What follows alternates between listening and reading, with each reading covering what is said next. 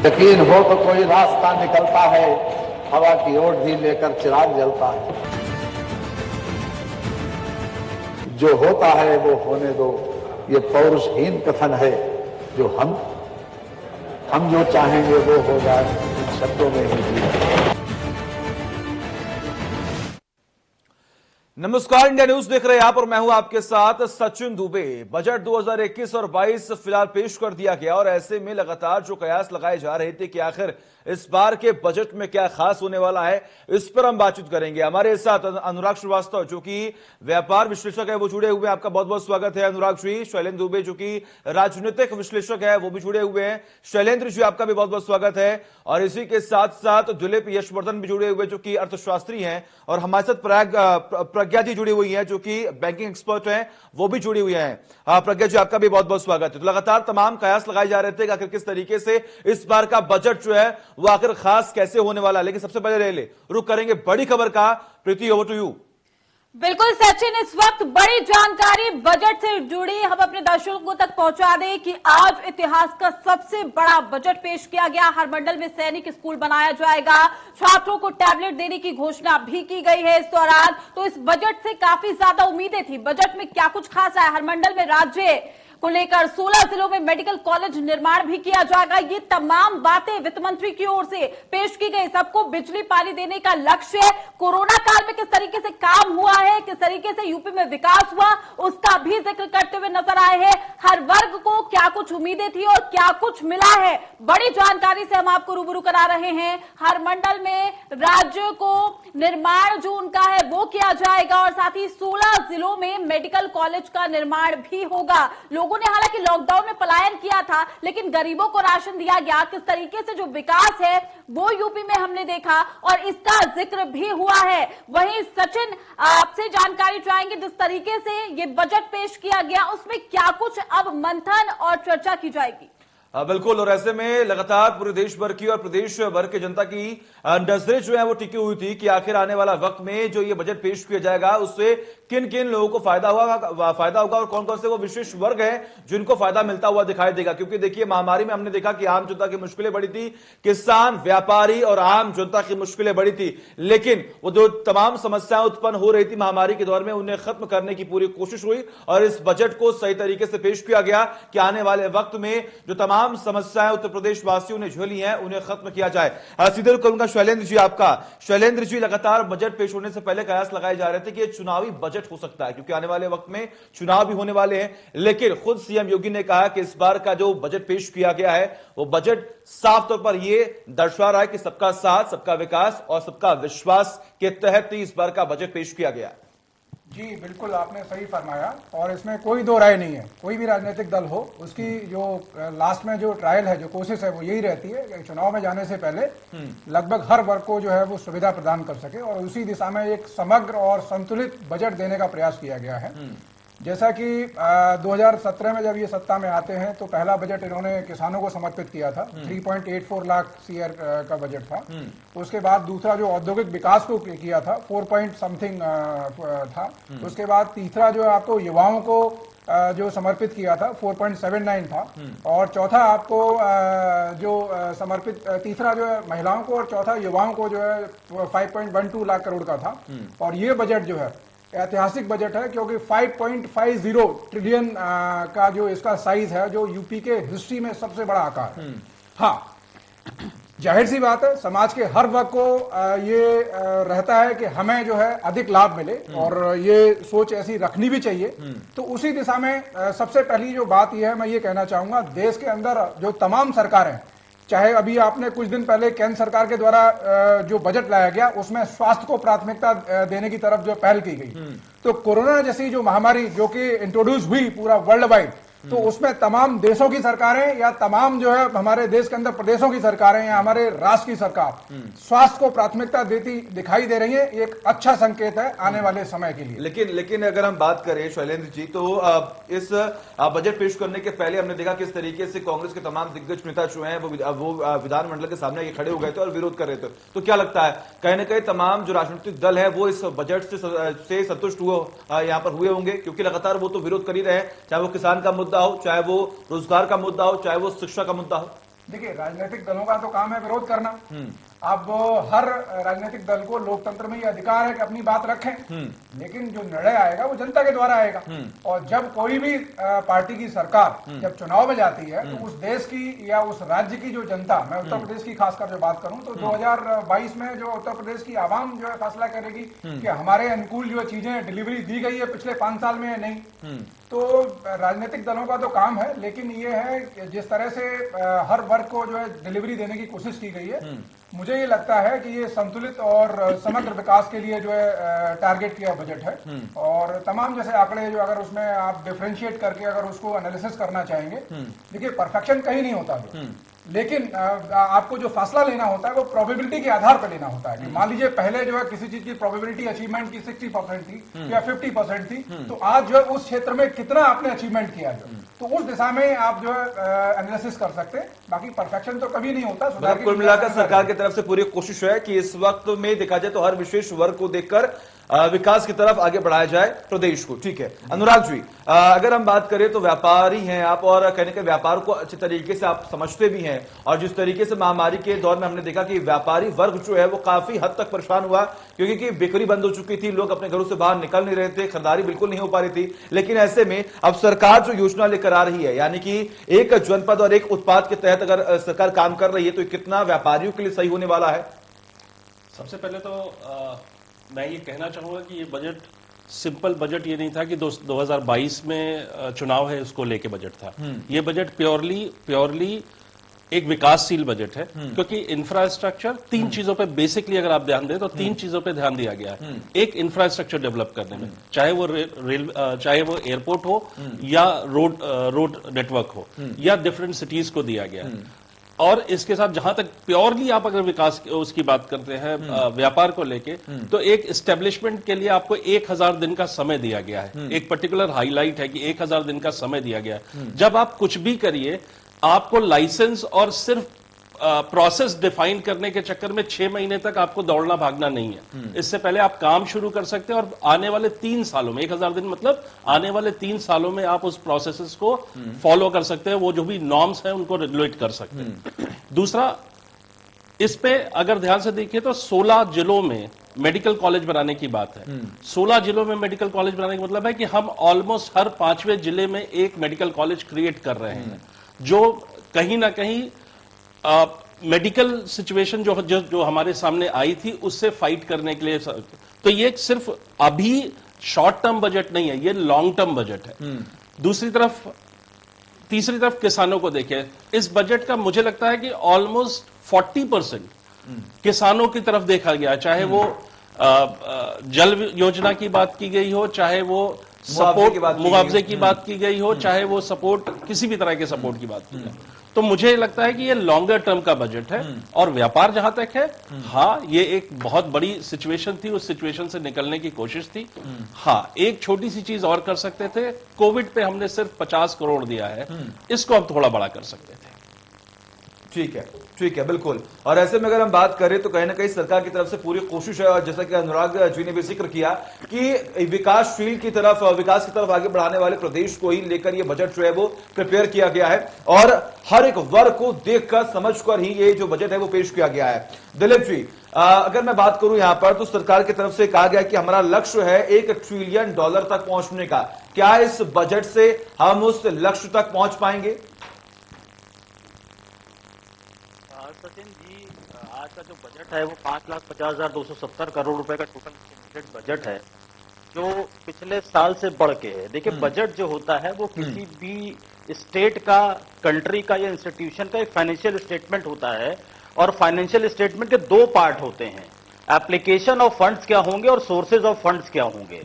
Application of funds की अगर मैं बात करूं तो स्टेट गवर्नमेंट का बजट बहुत अच्छा है, जैसा कि अभी अनुराग जी ने भी कहा, शैलेंद्र जी ने भी कहा कि इंफ्रास्ट्रक्चर डेवलपमेंट पर बहुत ज्यादा खर्चा किया गया है। मेडिकल सुविधाओं के ऊपर जो बहुत ज्यादा रिक्वायर्ड थी स्टेट के अंदर, उस पर बहुत अच्छा बजट लगाया गया है। महिलाओं को लेकर के लाया गया है, पोषण अभियान पे लगाया गया है, कोविड को लेकर के लगाया गया है, एयरपोर्ट्स के डेवलपमेंट को लेकर के लगाया गया, ये सारे जो एप्लीकेशन ऑफ फंड्स हैं वो बहुत अच्छे हैं, इसमें कोई क्वेश्चन अराइज नहीं हो सकता है। लेकिन मेरा क्वेश्चन अराइज होता है सोर्सेस ऑफ फंड्स के ऊपर। किसी भी स्टेट या कंट्री का जो सोर्स ऑफ फंड होता है वो टैक्सेस फ्रॉम द कस्टमर्स होता है, टैक्सेस फ्रॉम द सिटीजन्स होता है।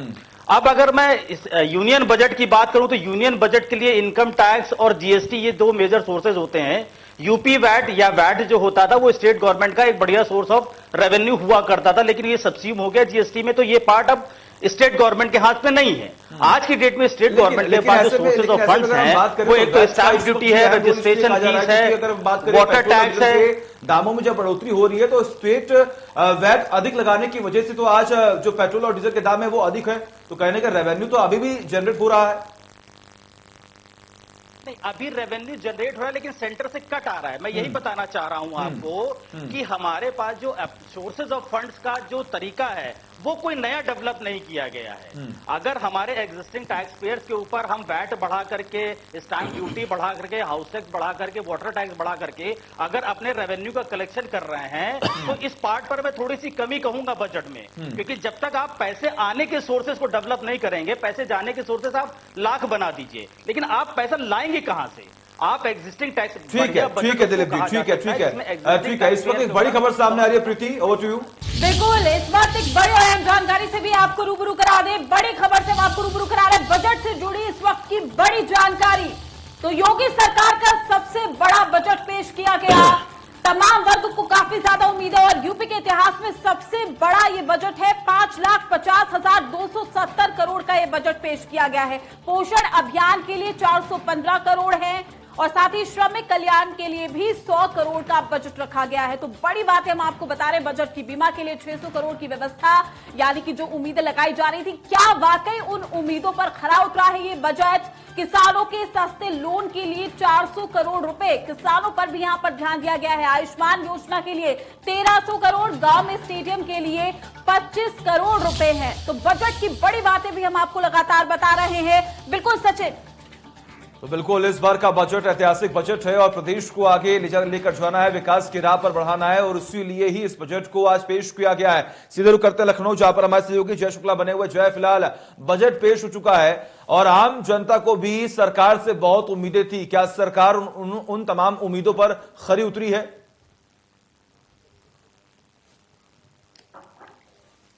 बिल्कुल सचिन, आपको बता दें जिस तरह से आज योगी सरकार का बजट पेश हुआ है, ऐसे में काफी ऐतिहासिक बजट बताया जा रहा है और काफी बड़ा बजट भी रहा है।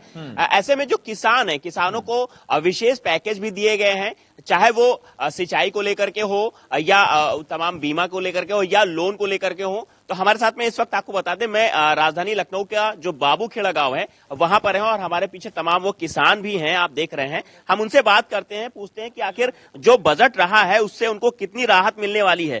क्या नाम है आपका? राम कुमार जी। राम कुमार जी, जिस तरह से योगी सरकार ने अपना बजट पेश किया है, काफी बड़ा बजट पेश किया उन्होंने, ऐतिहासिक बजट रहा है, ऐसे में जो किसानों को पैकेज दिया गया है, क्या लगता है आपको, किस तरह से राहत मिलेगी किसानों को? सर, यहाँ हमारे यहाँ तो जैसे प्राइवेट नलकूप हैं और जहाँ पे नहरें नहीं है, उनको किसानों को किस तरह से लाभ मिलेगा?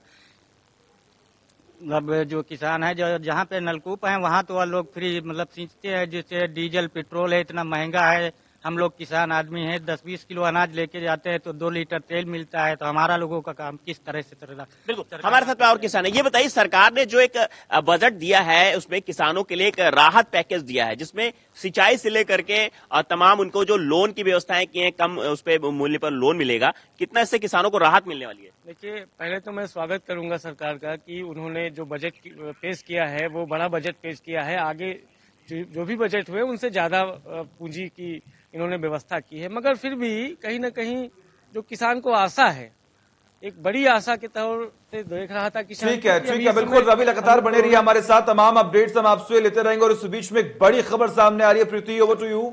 बिल्कुल, इस बीच एक बड़ी और अहम जानकारी से भी हम आपको रूबरू करा रहे हैं। बजट से जुड़ी ये बड़ी जानकारी आप तक पहुंचा रहे, पल पल की अपडेट हम आप तक पहुंचा रहे कि आत्मनिर्भर उत्तर प्रदेश जिसको लेकर ये बजट पेश किया गया, आरोग्य जल योजना के लिए 22 करोड़ रुपए, पोषण अभियान के लिए 415 करोड़ रुपए। तो बजट की बड़ी बातें हम आप तक पहुंचा रहे हैं कि 9 मेडिकल कॉलेजों में इसी सत्र में एमबीबीएस के जो कॉलेजेस हैं उस पर भी ध्यान दिया जाएगा और साथ ही जेवर एयरपोर्ट पर 6 रनवे भी बनाए जाएंगे। छात्रों के लिए क्या है, हर वर्ग के लिए क्या है, युवाओं के लिए क्या है, ये बजट की बड़ी बातों के जरिए हम आपको बता रहे। कानपुर आईआईटी से मोती झील तक की बात की गई है। स्मार्ट सिटी के लिए 175 करोड़ रुपए और साथ ही बुंदेलखंड के लिए 100 करोड़ का स्पेशल पैकेज भी रखा गया है। Over to you Sachin. बिल्कुल, महिलाओं, किसान, छात्र, युवाओं, रोजगार, इन तमाम चीजों को देखकर इस बार का जो बजट है वो पेश किया गया।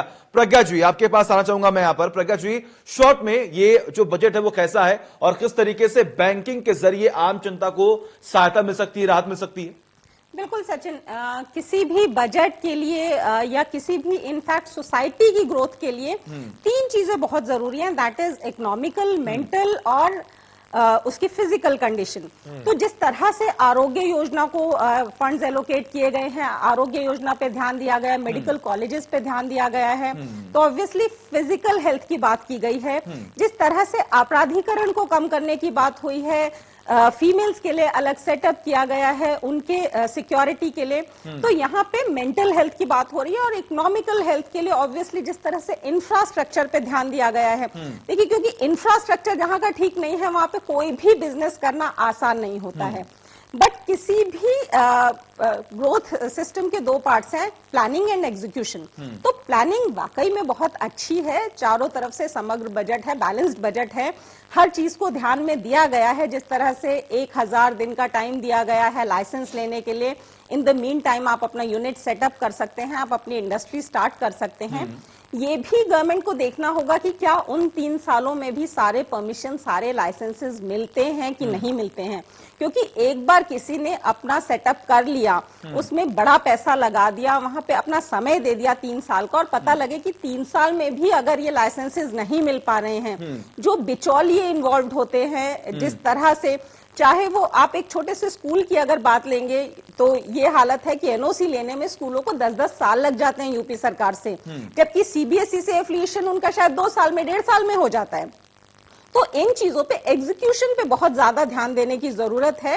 प्लानिंग वाकई में योगी सरकार की बहुत जबरदस्त है।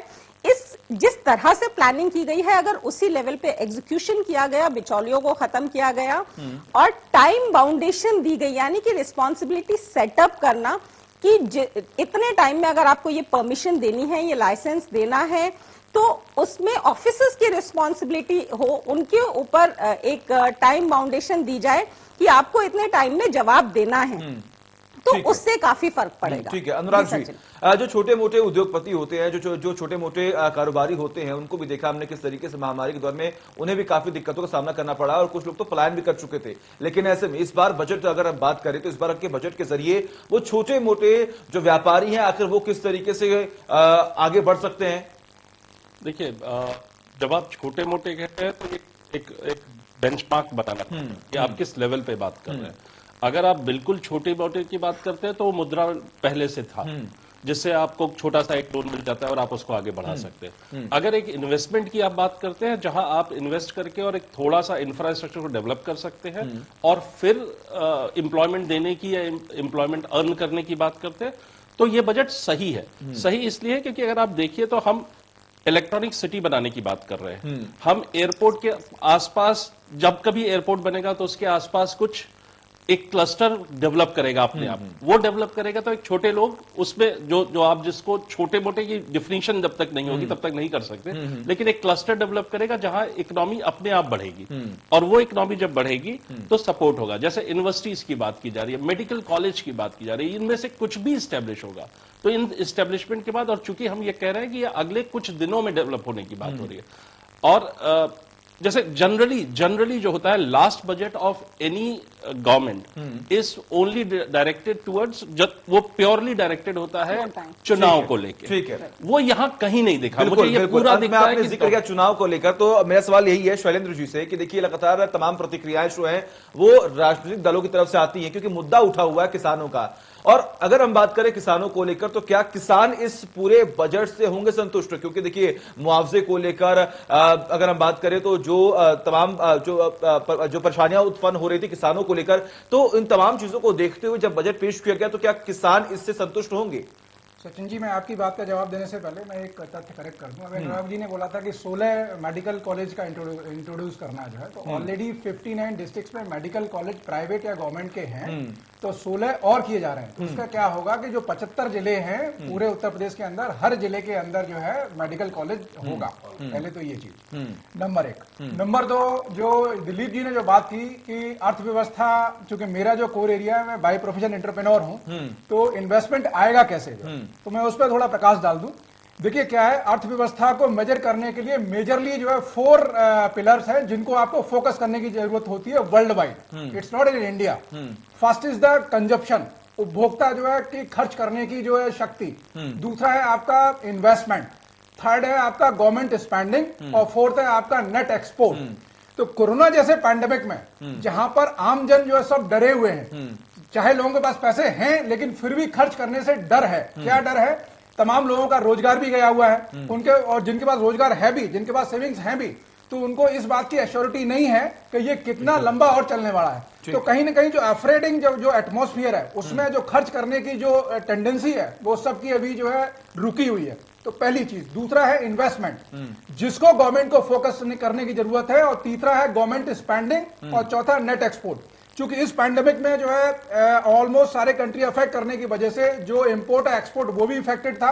तो इन दो जो विषय हैं, आपका गवर्नमेंट स्पेंडिंग, तो जो तमाम इंफ्रास्ट्रक्चर पे खर्च करना हो या तमाम जो स्कीम्स है उस पर खर्च करना हो, तो उससे क्या होगा? ठीक है। तो कुल मिलाकर अगर हम बात करें तो तमाम चीजों को देखते हुए इस बार का बजट जो है वो पेश किया गया, और आत्मनिर्भर भारत बनाने की पूरी कोशिश जो है इस बजट के जरिए हो रही है। वक्त एक छोटे से ब्रेक का, खबरों का सिलसिला लगातार जारी है।